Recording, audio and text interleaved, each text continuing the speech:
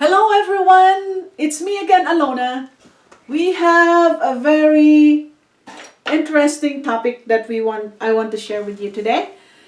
It's about breastfeeding. So today, I want to talk about the best pumping method that you're gonna do in your daily routine, especially if you're the type of mother that you want to stash more milk in your freezer for future use. So I've received, let me see here, I'm just gonna turn on this one. I've received messages from some of new moms that I know from breastfeeding group that they have problem maintaining their milk supply, and they're aiming and they're really hoping that they can get good amount of milk that they can save when they go back to work or when they go away somewhere. So I don't have a breast pump right now, but I can demonstrate to you on what is the best way that you can do to make sure that you get a lot amount of your milk when you're pumping. So whatever kind of breast pump you have at home, first thing that you should know is to read the manual. Why I said that? I've been to so many home visits after birth to my patients, and there were so many times when I go to home visit and check their breast pump that they don't even know where's the manual is. They don't even know what is the high speed, what's the button to increase the speed, or how to wash the parts of their breast pump. All these things you need to know. You need to read the manual of your breast pump because there are so many different types of breast pump out there, and I know they're not cheap. I've seen every time I go to the mall and check the prices of this breast pump, I just shook my head like, does all moms can really afford to buy these pumps? They're very expensive, and I'm not. There's some brands that they're really expensive. So based on my nursing experience as a lactation consultant, I've used so many breast pumps with my patients, different types.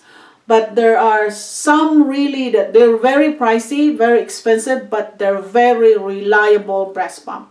If you're the type of mother who can afford, or if you're pregnant right now and you can afford to invest a good breast pump, invest it. Especially if you plan of doing mixed feeding in the future, especially if you're going back to work, invest a really good breast pump. If you're the type of mom who cannot afford to buy a breast pump, then what you need to do is you need to watch my video. You need to watch on how to make a really good, effective hand expression, manual expression to enjoy the best flow of your milk, and you can still stash, you can still store using manual expression. And I've posted so many videos with that, but I'm going to do it again with this breast pump because I have so many questions on this. So, number one, when you look at your pump set of breast pump right now, if you dig it in your bag or anything, you need to look at the size of your flange because this is one of the major problems on why the mom cannot get enough milk when you're pumping. Make sure you have this. So I don't have the flashlight right now, but normally in your flange, for your pump, you can see the number of what is written of how many millimeter or centimeter the diameter of this. What's the diameter of this flange? Okay, so for flanges, there's size 20, there's size 24, there's probably bigger 27. It depends. Okay, now if your breast size is this, now most Western women have bigger breast size as compared to Asian women, okay? Now, if your breast size is this, you are not going to get so much milk if you have a tiny flange when you pump your breast. So look at this. I'm just gonna stand up so that you can see what it look like, okay?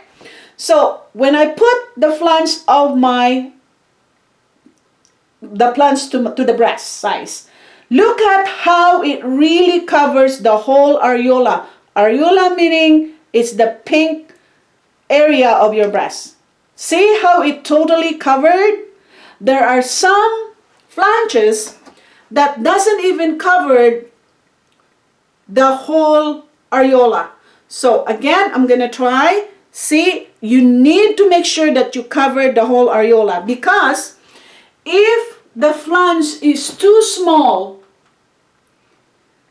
you will not get so much milk flow when you're pumping, because it only pull whatever in this area, not really deeply into your breast. And we want that. Now take note, this is also one thing I noticed in the breast pump that I saw in the market at the malls. Now this flange, if you notice, see how deep it is? It can really, the nipple is right to almost half into the size of the nipple shape, right? There are some flange that only goes this one, very shallow, meaning it's not deep enough. So that's one thing you need to check too, because I've seen this many times when I check this breast pumps at the mall, and they're expensive, but yet look at the shape of it. Is it deep? Because if it's shallow, it can only goes this, not even full right into the areola area. So you may be pumping, yes, it's working, the machine is working, but this one doesn't work properly, because again, it may be too shallow and it may be too small. So always remember that, because it's frustrating. I've seen mom breast pumping in front of me while I'm monitoring how much milk is coming out. I've seen breast pumps that not really working, no matter how much adjustment you do to the speed, how to make it faster, how to make it slower. It really depends on this one and the quality of your pump that you bought, okay? Now, if you have a smaller breast, I don't have a smaller breast right now, but if you have a smaller breast, I'm just gonna use this ball, okay? So maybe your breast is a little bit bigger than this, and you put this flange in, it still works, okay? Because even though the flange go deeper into your breast, that's what we want. We don't want a shallow flange that can only express your milk right to just the tip of or around your areola. You need to go deeper, because again, when you're pumping, the nerves are deeper into your breast, in your breast. You need to stimulate those nerves deeper with the flange, the pressure, so that every time you stimulate those nerves deeper, that signals your brain to release oxytocin. And when the oxytocin comes, then you're gonna have lots of letdown. Then you're gonna have tons and tons of milk that you can preserve, that you can put in your freezer. Now, speaking of preserve, now some moms would just use this empty container, whatever empty plastic Ziploc bag, whatever plastic bag you have, and put it in your freezer. Based on research, I repeat this one again, glass jars are the best containers to save your milk in the freezer, because it really prevents any contamination. Plastic is always contaminated, you know. There's so much research going on right now. They call it microplastic, that's seen inside the water. Even bottled water has microplastics. So plastic, they said it's safe, but the safest container that you need to use, if you have, is glass container. And you can use your whatever used containers you have at home. Don't throw it away. Containers of your sauce, container, whatever, wash it really good, sterilize it, sterilized with hot water, as long as you have a really good tight lid, use it to store your milk, because it's the best container to store your milk that prevents any contamination. Okay, because I know in Asia they have really small freezers.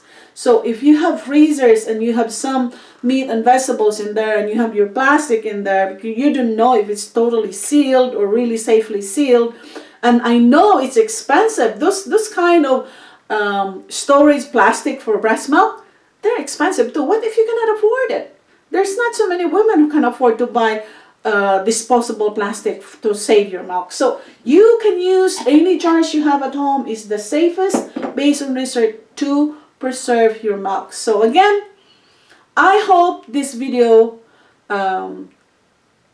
you earn some lessons on how you can effectively pump your milk without any frustrations. Okay, again, when you pump, try to relax. The more you relax, the more your brain will be most helpful to release more oxytocin. Okay, relaxation, you can listen to music, make sure you have snacks, drink lots of water. Again, the water is only for your thirst, but the water doesn't really increase your milk supply. There's no proven research that drinking lots of water will increase your milk supply. No, it just helps for your thirst, makes you feel good. So when you feel good, you got lots of oxytocin. So I hope you learned something from this video. Please pass this video around, share this one, so that some of those moms who are struggling with pumping will learn something new or some information that they need to know. Thanks again for watching, and have a really nice day.